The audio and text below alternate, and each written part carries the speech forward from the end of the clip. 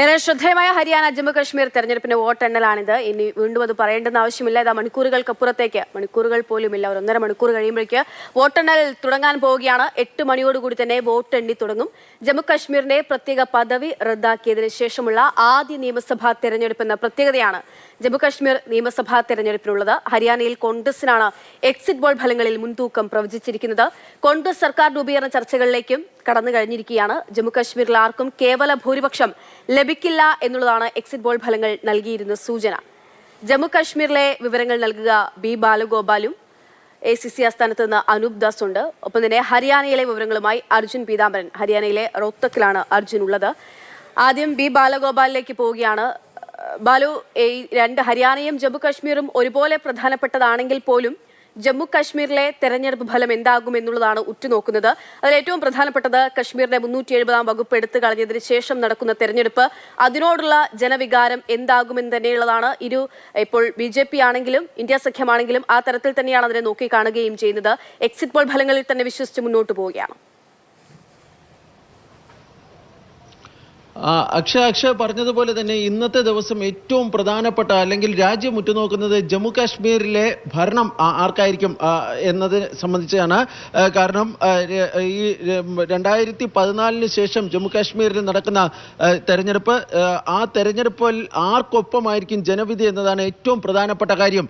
സംസ്ഥാനത്തിന്റെ പ്രത്യേക പദവി 370-ാം വകുപ്പ് റദ്ദാക്കിയതിനു ശേഷം നടക്കുന്ന ആദ്യ തെരഞ്ഞെടുപ്പ് എന്ന പ്രത്യേകതയും ഇത്തവണത്തെ തെരഞ്ഞെടുപ്പിനുണ്ട്. 90 അംഗ നിയമസഭയിൽ കേവല ഭൂരിപക്ഷത്തിന് ആവശ്യമായി വരുന്നത് 45 അംഗങ്ങളാണ്. ഈ 45 അംഗങ്ങൾ ആർക്കെങ്കിലും ഏതെങ്കിലും മുന്നണിക്ക് ലഭിക്കുമോ ഇല്ല എന്നതാണ് ഏറ്റവും പ്രധാനപ്പെട്ട കാര്യം. എക്സിറ്റ് പോൾ സർവേ ഫലങ്ങളൊക്കെ സൂചിപ്പിക്കുന്നത് ഏതാണ്ട് അതിനടുത്ത്, അതായത് കേവല ഭൂരിപക്ഷം ലഭിച്ചില്ല എങ്കിലും ഏറ്റവും വലിയ സഖ്യമായി കോൺഗ്രസ് നാഷണൽ കോൺഫറൻസ് സഖ്യം എത്തുമെന്നാണ് പ്രവചിക്കുന്നത്. പക്ഷേ ഇവിടെ മറ്റൊരു പ്രധാനപ്പെട്ട വിവാദമാണ് ഏറ്റവും ഒടുവിലായി ഇപ്പോൾ വരുന്നത്. അതായത് 90 അംഗ നിയമസഭയിലെ തെരഞ്ഞെടുപ്പ് നടന്നെങ്കിലും 2019 ഈ ജമ്മു കാശ്മീർ പുനഃസംഘടന നിയമവുമായി ബന്ധപ്പെട്ടും 2023 സംസ്ഥാനത്തെ മണ്ഡല പുനർനിർണയ സമിതിയുടെ ശുപാർശകൾക്ക് ശേഷം 5 അംഗങ്ങളെ LGക്ക്, അതായത് ലഫ്റ്റനന്റ് ഗവർണറിനെ നോമിനേറ്റ് ചെയ്യാമെന്ന് വ്യക്തമാക്കിയിട്ടുണ്ട്. ഈ 5 അംഗങ്ങൾക്കും മറ്റ് അംഗങ്ങളെ പോലെ വോട്ടവകാശം ഉൾപ്പെടെ ഉണ്ട് എന്നാണ് BJP നേതാക്കളൊക്കെ പറയുന്നത്. അങ്ങനെ വരികയാണെങ്കിൽ 90 എന്നുള്ളത് 95 അംഗ നിയമസഭയായി മാറുന്നതായിരിക്കും. ആ 5 അംഗങ്ങൾ കൂടി വരികയാണെങ്കിൽ കേവല ഭൂരിപക്ഷത്തിന് ആവശ്യമായി വരുന്നത് 48 അംഗങ്ങളുടെ പിന്തുണയാണ്. ആ 48 അംഗങ്ങളുടെ പിന്തുണ ആർക്ക് ലഭിക്കുമെന്നതാണ് ഏറ്റവും പ്രധാനപ്പെട്ട കാര്യം. ഇതിനോടകം തന്നെ ഈ നോമിനേറ്റഡ് MLA-മാരുമായി ബന്ധപ്പെട്ട് വലിയ വിവാദങ്ങളൊക്കെ ഉണ്ടാകുന്നുണ്ട്. ഈ നോമിനേറ്റ് ചെയ്യപ്പെടാൻ വേണ്ടി പോകുന്ന ആൾക്കാരുടെയൊക്കെ പേര് BJP-യിലെ സംസ്ഥാന നേതാക്കളൊക്കെ പറയുകയും ചെയ്തിട്ടുണ്ട്. പക്ഷേ നാഷണൽ കോൺഫറൻസും കോൺഗ്രസും ഉൾപ്പെടെയുള്ള പ്രതിപക്ഷ പാർട്ടികളൊക്കെ ഈ നിയമസഭ നിലവിൽ വരുന്നതിന് മുമ്പ് തന്നെ ഈ അംഗങ്ങളെ നോമിനേറ്റ് ചെയ്യുന്നതിനെ ശക്തമായി എതിർക്കുകയാണ്. അവരൊക്കെ ആവശ്യപ്പെടുന്നത് ജനഹിതം അട്ടിമറിക്കുന്നതിനായി അങ്ങനെ നോമിനേഷനിലൂടെ ഭരണം പിൻവാതിലൂടെ നേടാൻ BJP ശ്രമിക്കുന്നു. അത് ഒരു കാരണവശാലും അനുവദിക്കില്ല. അങ്ങനെ വരികയാണെങ്കിൽ അതിനെ സുപ്രീം കോടതിയിൽ ചോദ്യം ചെയ്യും എന്ന നിലപാടിലാണ് കോൺഗ്രസും നാഷണൽ കോൺഫറൻസും ഒക്കെ ഇതിനോടകം തന്നെ പരസ്യമായി പ്രതികരിക്കുകയും ചെയ്തിട്ടുള്ളത്. അതുകൊണ്ട് തന്നെ ഈ വിവാദങ്ങളൊക്കെ നിലനിൽക്കുന്ന സാഹചര്യത്തിൽ ആർക്കായിരിക്കും അല്ലെങ്കിൽ ഏത് സഖ്യത്തിനായിരിക്കും എത്ര സീറ്റ് ജമ്മു കാശ്മീരിൽ ലഭിക്കുക എന്നതാണ് ഏവരും ഉറ്റുനോക്കുന്നത്. കാരണം 48-ലധികം സീറ്റ് നാഷണൽ കോൺഫറൻസ് കോൺഗ്രസ് സഖ്യത്തിന് ലഭിക്കുകയാണെങ്കിൽ സ്വാഭാവികമായും ഈ വിവാദത്തിന് വലിയ പ്രസക്തിയൊന്നുമില്ല. കാരണം അവർക്ക് കേവല ഭൂരിപക്ഷം ലഭിക്കുന്നതായിരിക്കും, അവർക്ക് സർക്കാർ രൂപീകരണത്തിലേക്ക് പോകാം. പക്ഷേ ആ സംഖ്യയിലേക്ക് അവർ എത്തപ്പെട്ടില്ല എങ്കിൽ സ്വാഭാവികമായും ഈ 5 നോമിനേറ്റഡ് MLA-മാരെ സംബന്ധിച്ചിടത്തോളം അവരുടെ പങ്ക് വളരെ നിർണായകമായിരിക്കും. കാരണം ഏറ്റവും നിർണായകമാകാൻ പോവുക. ബാലു സൂചിപ്പിച്ച പോലെ തന്നെ അതിനെതിരെയുള്ള ആരോപണങ്ങൾ മറ്റു പാർട്ടികൾ ഉന്നയിച്ചു തുടങ്ങുകയും കോടതി കയറുമെന്ന് വരെയുള്ള കാര്യങ്ങൾ കോൺഗ്രസ് പറയുകയൊക്കെ ചെയ്തിട്ടുണ്ട്. അതൊക്കെ ഏത് തരത്തിലായിരിക്കും എന്ന് നമുക്ക് കണ്ടറിയേണ്ടിയിരിക്കും. നിർണായകമാകും 5 MLA-മാർ, 5 നാമനിർദ്ദേശം എന്നുള്ളതിൽ ഒരു തരത്തിലുള്ള സംശയവുമില്ല. ബാലുവിലേക്ക് മടങ്ങിയെത്താം. അർജുൻ പീതാംബറിലേക്ക് കൂടി പോവുകയാണ്. അർജുൻ ഹരിയാനയിൽ നിന്ന് ചേരുകയാണ്. റോത്തക്കിലാണ് അർജുൻ ഉള്ളത്. അർജുൻ, ഹരിയാനയിൽ BJP ഹാട്രിക് പ്രതീക്ഷയുമായാണ് തെരഞ്ഞെടുപ്പിനെ നേരിടാൻ ഒരുങ്ങിയത്.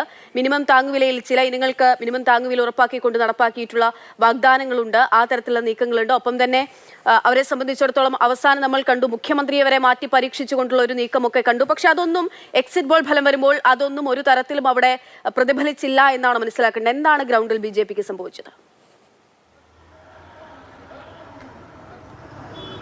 അക്ഷയ, എന്താണ് BJPക്ക് ഗ്രൗണ്ടിൽ സംഭവിച്ചത് എന്ന് നമ്മൾ പരിശോധിക്കുകയാണെങ്കിൽ കൃത്യമായിട്ടും ഗുസ്തി താരങ്ങളുടെ സമരവും കർഷക സമരവും അഗ്നിവീറുകളുടെ വികാരവും എല്ലാം അവർക്ക് വലിയ തിരിച്ചടി നൽകിയിരിക്കുന്നു എന്നുള്ള കാര്യം തന്നെയാണ് തീർത്തും കൃത്യമായി തന്നെ ഗ്രൗണ്ടിൽ നിന്നും വ്യക്തമാവുന്ന ഒരു കാര്യം. 2019 40 സീറ്റുകൾ നേടി JJPയുടെ പിൻബലത്തോടു കൂടി അവരുമായി ഒരു സഖ്യം ഉണ്ടാക്കിയായിരുന്നു അന്ന് BJP ഭരണത്തിൽ വരുന്നത്. MN ഖട്ടർ ആയിരുന്നു അന്ന് മുഖ്യമന്ത്രി ആവുന്നത്. ഈ ജാട്ട് വോട്ടുകളാണ് ഹരിയാനയെ സംബന്ധിച്ച് അവിടെ ഏറ്റവും കൂടുതലുള്ളത്.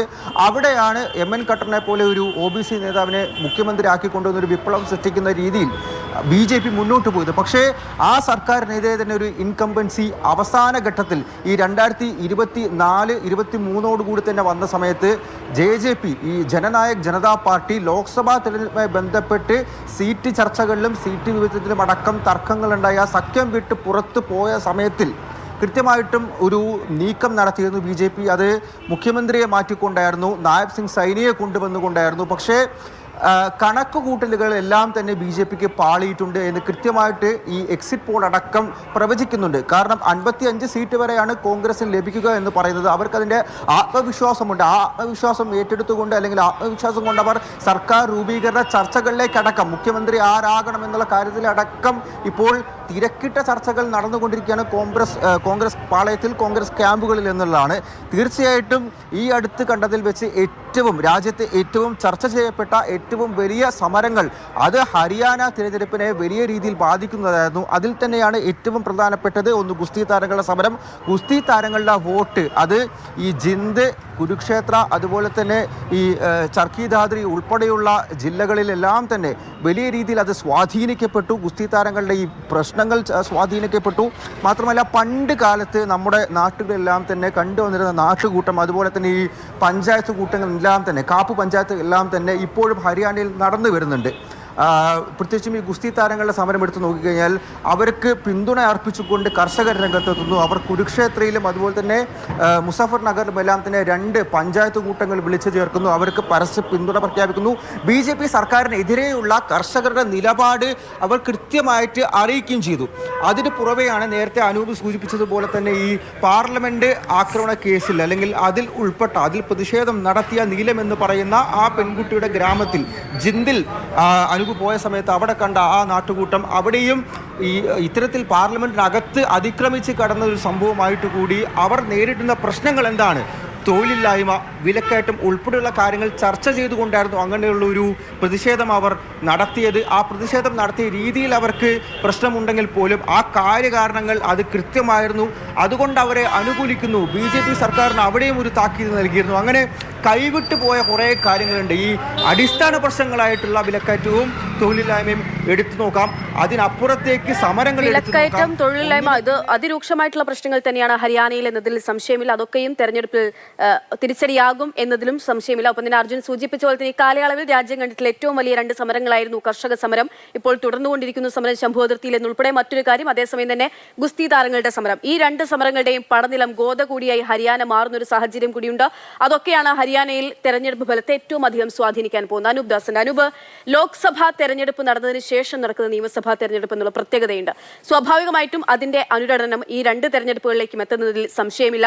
പക്ഷേ ഇവിടെ രാഹുൽ ഗാന്ധിയെ സംബന്ധിച്ചിടത്തോളം അദ്ദേഹം ഒരു താരപ്രചാരകൻ അല്ലെങ്കിൽ ആ ഒരു വലിയ നേതാവ് എന്നുള്ളൊരു പ്രഭാവലയം സൃഷ്ടിച്ചുകൊണ്ടാണ് ഈ തെരഞ്ഞെടുപ്പ് അദ്ദേഹം മുഖമായി മാറുകയും പ്രചാരണത്തിലുടനീളം ഉണ്ടാവുകയും ചെയ്തത്. പക്ഷേ മോദിയെ നമ്മൾ ആ തരത്തിൽ കാണുകയും ചെയ്തിട്ടില്ല.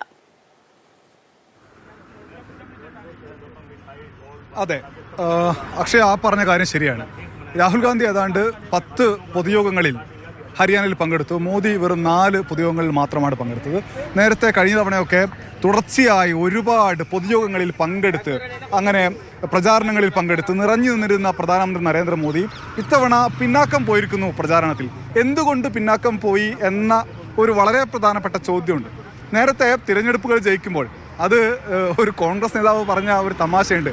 ഡൽഹിയിലെ മുനിസിപ്പൽ തെരഞ്ഞെടുപ്പിൽ പോലും പണ്ട് പ്രധാനമന്ത്രി നരേന്ദ്രമോദി പ്രചാരണത്തിന് പോക്കില്ലായിരുന്നോ? എന്തേ ഹരിയാനയിലും എന്തേ ജമ്മു കാശ്മീരിലും കാര്യമായി പോയില്ല എന്ന ചോദ്യം. അതായത് നേരത്തെ ഈ തിരഞ്ഞെടുപ്പ് ജയങ്ങളിലൊക്കെ ഏറ്റവും പ്രധാനമായി BJP ഉയർത്തിപ്പിടിക്കുന്ന പേര് അത് മോദിജിയുടെ വിജയം എന്നതായിരുന്നു. പക്ഷേ ഇത്തവണ തുടക്കം മുതൽ തന്നെ ഹരിയാന കോൺഗ്രസിനെ കൈവിടും എന്ന ഒരു പൊതുവികാരമുണ്ടായിരുന്നു. ആ പൊതുവികാരം പരിഗണിച്ചായിരിക്കണം പ്രധാനമന്ത്രി നരേന്ദ്രമോദിയുടെ പേര് അങ്ങനെ കാര്യമായി ഉയർത്തിപ്പിടിക്കാതിരുന്നത് എന്ന് വേണം വിലയിരുത്താൻ. ഞാനതിൻ്റെ വിശദാംശങ്ങളിലേക്ക് വരാം. അതിനു മുൻപ് AICC ആസ്ഥാനത്തിലാണുള്ളത്. ഇവിടെ കോൺഗ്രസ് പ്രവർത്തകർ രാവിലെ തന്നെ എത്തിയിട്ടുണ്ട്. ഹരിയാനയിൽ വിജയിക്കുമെന്ന പ്രതീക്ഷ അവർക്കെല്ലാം ഉണ്ട്. कैसे बढ़िया बढ़िया सर, जीतेगा एक तरफा जीत रहे हरियाणा 70+ सीट से। 17 सीट। Yes sir. कौन है CM? भूपेंद्र सिंह हुड्डा हुडा जी थर्ड टाइम ओनली हुड्डा जी आएंगे। ഓക്കെ ഓക്കെ ഹുഡാജി വരുന്നു എന്ന് പറയുന്നുണ്ട്.